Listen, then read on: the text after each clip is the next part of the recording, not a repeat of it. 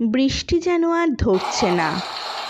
একের পর এক বাস আসছে ঠিকই, কিন্তু খুব ভিড়। মায়ের কথা না শুনে বড্ড ভুল হয়েছে। বারবার ছাতা নিয়ে যেতে বলেছিল। শাওন বলেছিল, এই ভ্যাপসা গরমের পর ভেজার মজাই আলাদা, বুঝলে? মা বলেছিল, ভিজে জ্বর আসুক, বুঝবে মজাটা। অকারণে চিন্তা করাটা বন্ধ করবে। এখন সত্যিই চিন্তা হচ্ছে শাওনের। অনেক সময় কেটে গেল। মা খুব চিন্তা করছে। ফোনটাও লাগছে না। বাবা চলে যাওয়ার পর মার এখন শুধু তাকে ঘিরেই জগৎ। অনেক দেরি হয়ে যাচ্ছে বুঝি? আজ আর কিন্তু ফাঁকা বাস পাবেন না। হঠাৎ অপরিচিত পুরুষের গলা শুনে সম্বিত ফেরে শাওনের। ঠিক চিনতে পারলাম না। না, মানে আমিও রোজ এই বাস স্ট্যান্ড থেকেই বাড়ি ফিরি। আমার অফিস এই কাছেই।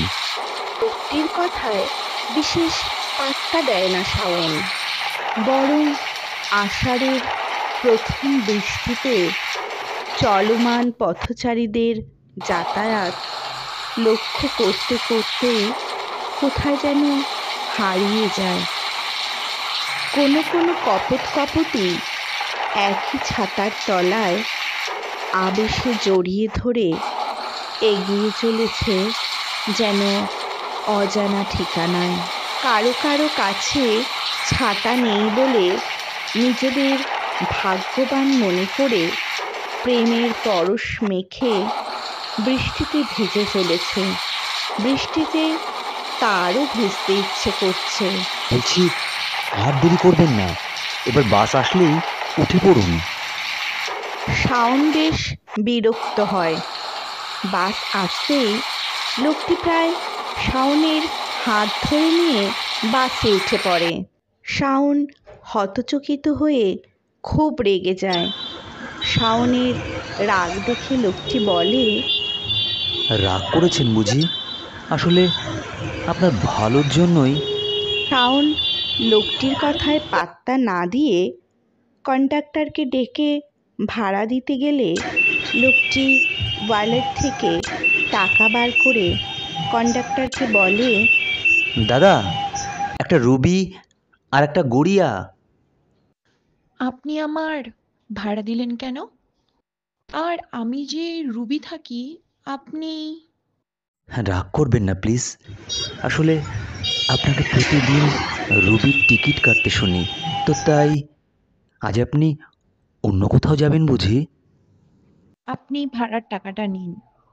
আপনি না হয় আর একদিন দেবেন।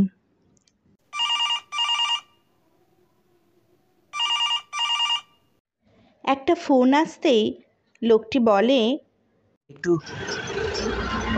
ওয়ালেটটা ধরবেন প্লিজ, ভিড়ে ফোনটা বার করতে পারছি না। ইচ্ছে না থাকলেও ওয়ালেটটা ধরে শাওন। কিন্তু ফোন করতে করতে হঠাৎ ওয়ালেটটা না নিয়ে চোখের পলকে বাস থেকে নেমে যায় লোকটা। ভীষণ বিড়ম্বনায় পড়ে শাওন। তারপর বাস থেকে নেমে ওয়ালেটটার মধ্য থেকে কোনো তথ্য পাওয়া যায় কি না খুঁজতেই লোকটির একটা ছবি ও পিছনে ফোন নম্বর লেখা দেখে ফোন করে শাওন। হ্যালো, কে বলছেন? আপনার ওয়ালেটটা... ও আচ্ছা আচ্ছা, আপনি আপনি পৌঁছে গেছেন? আপনাকে কিভাবে... আমার কাজ হয়ে গেছে। মানে? মানে এই দিনটার জন্য কতদিন চেষ্টা করেছি জানেন? আপনাকে আমার... হ্যালো, হ্যালো। ফোনটা কেটে দেয় শাওন।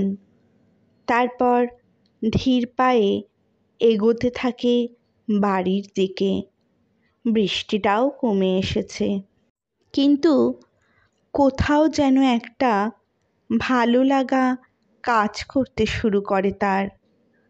লোকটির মুখ ভেসে আসে বারবার। ফোন বেজে ওঠে। এমন আরও মজাদার গল্প শুনতে চোখ রাখুন সবরীর কথামালায়। গল্পে থাকুন, ভালো থাকুন।